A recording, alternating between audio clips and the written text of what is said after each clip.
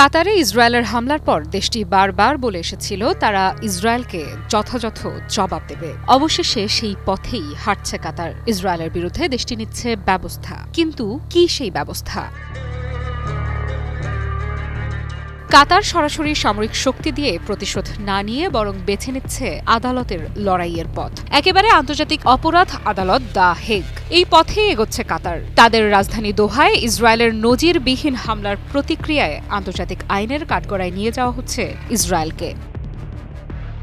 কাতারের ঊর্ধ্বতন কর্মকর্তা মোহাম্মদ আল খুলাইফি সম্প্রতি দ্য হেগে গিয়ে আইসিসির প্রেসিডেন্ট তমুকো আকানের সঙ্গে বৈঠক করেছেন। বৈঠকের পর তিনি জানিয়েছেন এটা আসলে এক বিশেষ দলের কাজের অংশ যারা আইনি পথ খুঁজে বের করছে। প্রশ্ন হলো, যদি ইসরায়েলের বিরুদ্ধে আনুষ্ঠানিক মামলা গড়ায় তাহলে কি আন্তর্জাতিক আদালত সত্যিই এই আক্রমণকে যুদ্ধ অপরাধ হিসেবে স্বীকৃতি দেবে?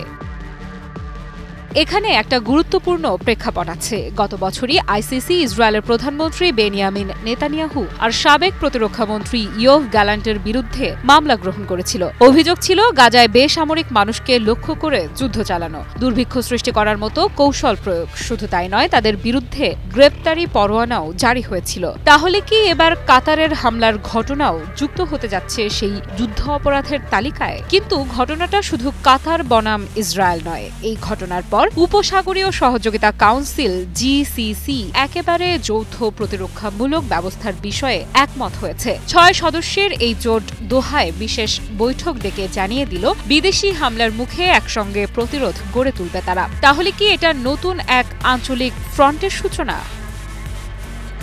৯ সেপ্টেম্বর দোহায় হামাসের শীর্ষ নেতাদের লক্ষ্য করে ইসরায়েল যে হামলা চালায় সেটাই আসলে এই আন্তর্জাতিক আইনি লড়াইয়ের মূল সূত্রপাত। হামলায় হামাসের বড় কোনো নেতা নিহত হয়নি ঠিকই, কিন্তু তাদের ৫ জন সদস্য আর কাতারের একজন নিরাপত্তা কর্মকর্তা প্রাণ হারান। একজন কাতারি নাগরিক নিহত হওয়ার পর কি কাতারের কৌশলগত অবস্থান আরও পাল্টে যাচ্ছে?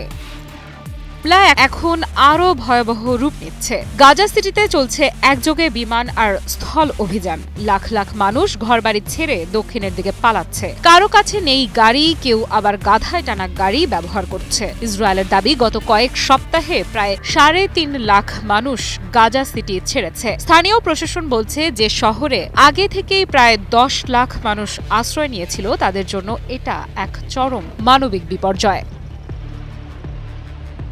এখন প্রশ্ন হলো, আইসিসির আদালতে কাতারের এই পদক্ষেপ কি ইসরায়েলের ওপর বাড়তি আন্তর্জাতিক চাপ সৃষ্টি করবে, নাকি এটা নিছক প্রতীকী প্রচেষ্টা হয়ে থাকবে? কারণ বাস্তবতা হলো, একই দিনে গাজায় আবারও অন্তত ২৯ জন নিহত হয়েছেন। তাদের মধ্যে শুধু গাজা সিটিতেই নিহত হয়েছেন ১৯ জন, আর অপুষ্টি আর অনাহারে প্রাণ গেছে আরও ৪ জনের। সব মিলিয়ে ২ বছরের হামলায় মৃতের সংখ্যা দাঁড়িয়েছে অন্তত ৬৫,১৪১ জন। আহতের সংখ্যা ছাড়িয়েছে ১,৬৫,০০০। এই ভয়াবহ পরিসংখ্যান কি আন্তর্জাতিক আদালতকে নাড়া দেবে, নাকি শক্তিশালী মিত্রদের ছায়ায় থেকে যাবে ইসরায়েল? এই প্রশ্নটাই এখন ঝুলে আছে মধ্যপ্রাচ্যের আকাশে।